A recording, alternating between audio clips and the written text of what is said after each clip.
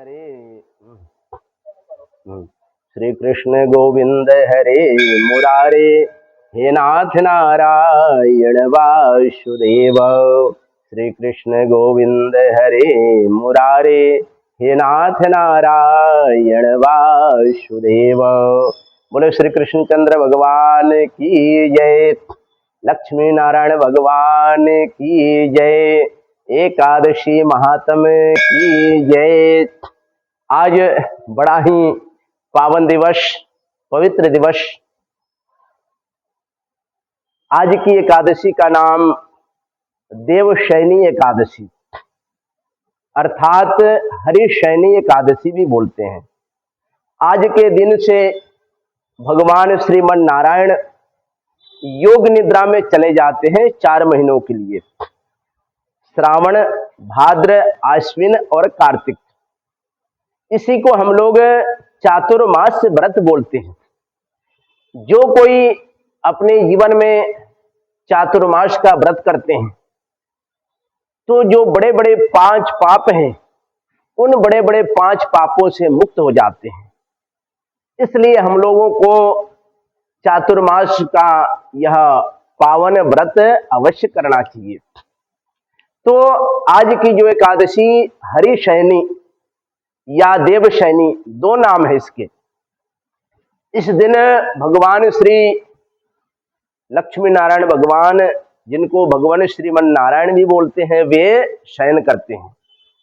तो शयन करने के बाद हम लोग 4 महीने तक क्या करते हैं, तो जप तप यज्ञ व्रत करते हैं।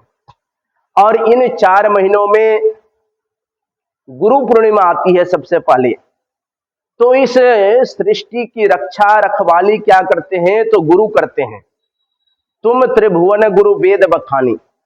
गुरु कौन है, तो बोलिए देवाधिदेव महादेव गुरु रूप में है। तो गुरु रूप में महादेव इस सृष्टि की रक्षा करते हैं।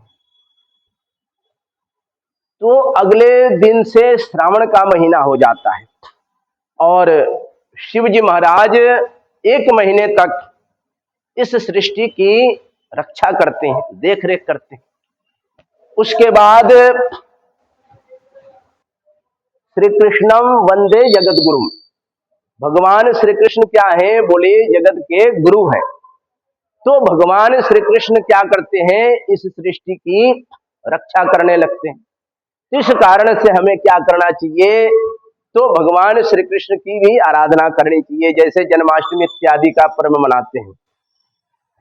अगले में बताए कि जो पितृ हैं, जिसको 16 श्राद्ध बोलते हैं, 16 श्राद्ध में पितृ जो है हमारे, वे पितृ इस सृष्टि की रक्षा करते हैं, इस सृष्टि का संचालन करते हैं। इसलिए पितरियों के लिए 16 श्राद्ध बता दिए। फिर जगत जननी पराम्बा मां भगवती जगदम्बा क्या करती हैं, तो बोले नवरात्रों में इस सृष्टि की इस प्रकार से रक्षा करती हैं। इसलिए परम्बा भगवती जगदम्बा को बताए कि सृष्टि की रक्षा करने वाली है। उसके बाद दीपावली से पहले माता लक्ष्मी क्या करती हैं, को जागरी पूर्णिमा को जाग करके और इस प्रकार से भगवान की प्रतीक्षा करती हैं। जब समय दीपावली इत्यादि आती है, फिर भगवान योग निद्रा से 4 महीने बाद, जिसको देव उठनी एकादशी, देव उठनी एकादशी को भगवान इस प्रकार से जगते हैं और इस सृष्टि का इस प्रकार से संचालन करने लगते हैं। तो ये सृष्टि कर्म बता दिए। देवशयनी हरिशयनी एकादशी का विशेष महत्व है।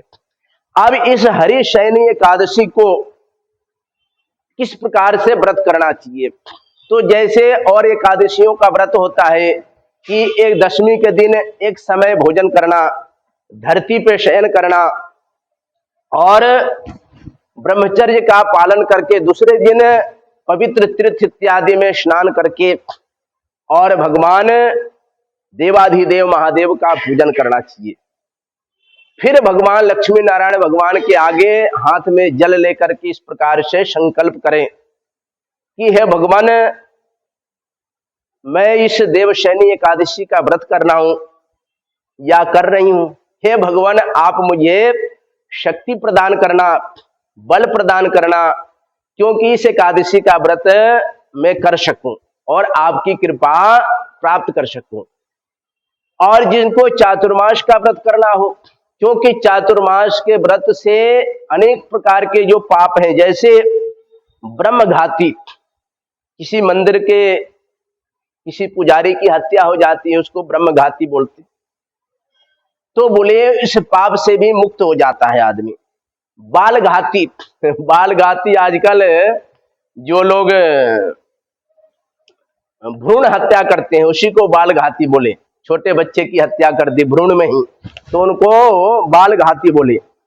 और बोले कि सुरापान, सुरा मतलब शराब इत्यादि पी लेना, तो ये भी बहुत बड़ा पाप बताए। इसलिए जीवन में कभी भी सुरापान शराब नहीं पीना चाहिए। और बोले असत्य बोलने वाला, मोबाइल होने के कारण असत्य बोलता है आदमी, तो ये भी बड़ा पाप है। और बोले स्त्री घाती, किसी स्त्री का वध कर देना, किसी का भी वध नहीं करना चाहिए, ये बहुत बड़ा पाप है। तप में विघ्न डालने वाला, कोई तपस्या कर रहा है, उसकी तपस्या में कोई विघ्न डाल दिया। और बोले कि अगम्या से गमन करने वाला, अर्थात पराई स्त्री से या पराये पुरुष से जो गमन करता है, ये भी बहुत बड़ा पाप है। आगे बोले कि जो विधवा है, उस विधवा का जो शील भंग करता है, तो ये भी बड़ा पाप है। बोले कि ब्राह्मणी या चंडाली के साथ भोग करने वाला, कृतज्ञता, तो ये सारी चीजें क्या है, हम लोग पाप कई बार जाने अनजाने में कर देते हैं। तो जो चातुर्मास का व्रत है, तो चातुर्मास के व्रत में सबसे पहले सावन में क्या करें, तो सावन में रोज देवाधिदेव महादेव का रुद्राभिषेक करें। और नहीं कर सकते तो जलधारा प्रिय शिव, एक लोटा जल सारी समस्याओं का हल, तो एक लोटा जल ले जाकर के शिव जी महादेव पे अवश्य अर्पण करें, चढ़ाएं, क्योंकि जलधारा प्रिय शिव, जल की धारा से शिव जी प्रसन्न हो जाते हैं, खुश हो जाते हैं। और एक आध दो बिलपत्र मिले कि बिलपत्र से भी इस प्रकार से पापों का नाश हो जाता है, तो जल और बिलपत्र अवश्य अर्पण करें। फिर बोले कि सावन के महीने में साग का त्याग करें और शिव जी को दूध अर्पण करें, क्योंकि गायों के दूध में कुछ ऐसा विकार आ जाता है, तो दूध अर्पण करें, शिव जी को दूध चढ़ाएं थोड़ी सी, और सावन में साग खाना छोड़ दें। फिर बोले कि भादों में दही के अंदर कुछ विकार आ जाता है, तो भादों के अंदर 1 महीने तक दही का त्याग कर दें। बोले आश्विन के महीने में दाल, आश्विन के महीने में इस प्रकार से दाल का त्याग करें।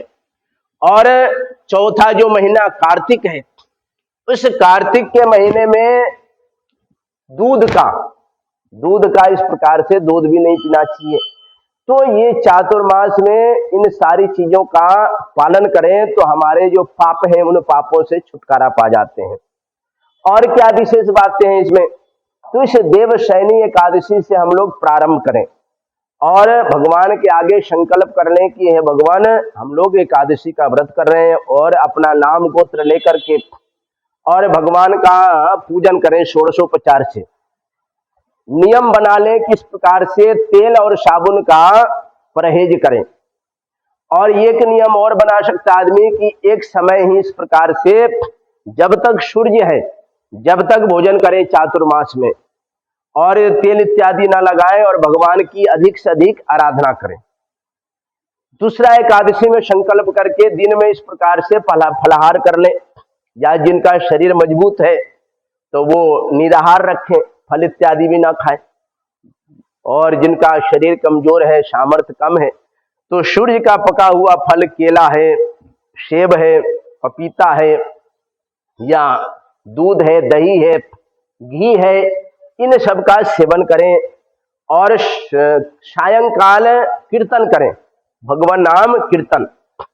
कीर्तन करने से भी पापों का नाश होता है। और रात्रि में जागरण करके ओम नमो भगवते वासुदेवाय, इस 12 अक्षर 12 अक्षरों का जो मंत्र है, इस मंत्र का हम लोग जप करें। तो इस प्रकार से जप करते हुए रात्रि जागरण व्यतीत करें और प्रातः काल पवित्र गंगा यमुना इत्यादि नदी में स्नान करके फिर भगवान देवादिदेव महादेव का पूजन करें। लक्ष्मी नारायण भगवान का षोडशोपचार पूजन करें, संकल्प करें कि हे भगवान, आपकी शक्ति के कारण मैंने इस हरिशयनी एकादशी देवशयनी एकादशी का मैंने व्रत कर लिया। अब मैं इसका पारण कर रहा हूं भगवान का पूजन करके, और सबसे पहले भगवान का चरणामृत इत्यादि ग्रहण करके और खिचड़ी चावल इत्यादि का भगवान को भोग लगाएं और भोग लगा करके उस भगवान के जूठन प्रसादी का ग्रहण करें। इस प्रकार से एकादशी का यह व्रत पूर्ण होता है। तो हम लोग एकादशी का व्रत पूर्ण करें, जिसके द्वारा हमारे जीवन के जो पाप हैं, ताप हैं, संताप हैं, इन सब का नाश हो जाए और हमारे जीवन में सुख शांति समृद्धि की प्राप्ति हो, धन धान की वृद्धि हो, और हम लोग सारा जीवन इस प्रकार से भगवान की भक्ति करते हुए सुखमय जीवन निरोगी काया व्यतीत करते हुए और भगवान की भक्ति करते हुए, और इस प्रकार से जो धर्म अर्थ काम और मोक्ष जो चौथा पुरुषार्थ है, इस चौथे पुरुषार्थ की प्राप्ति करें तो हमारा जो मनुष्य का जीवन जो है, यह जीवन क्या होगा, तो बोले सफल होगा। क्योंकि बड़े भाग्य मानुष तन पावा, मनुष्य का जीवन बड़ा ही दुर्लभ है, और इस दुर्लभ शरीर को प्राप्त करके हम लोग भगवान की भक्ति करें, भगवान को प्राप्त करें, परम पुरुषार्थ मोक्ष को प्राप्त करें, तो हमारा जो मनुष्य जीवन है, यह मनुष्य जीवन का चरम परम पुरुषार्थ होगा।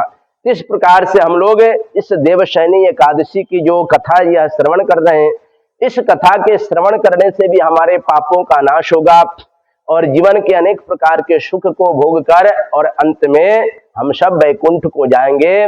जय श्री कृष्ण। बोलो एकादशी महात्म्य की जय, श्री कृष्ण चंद्र भगवान की जय, लक्ष्मी नारायण भगवान की जय। जय श्री कृष्ण।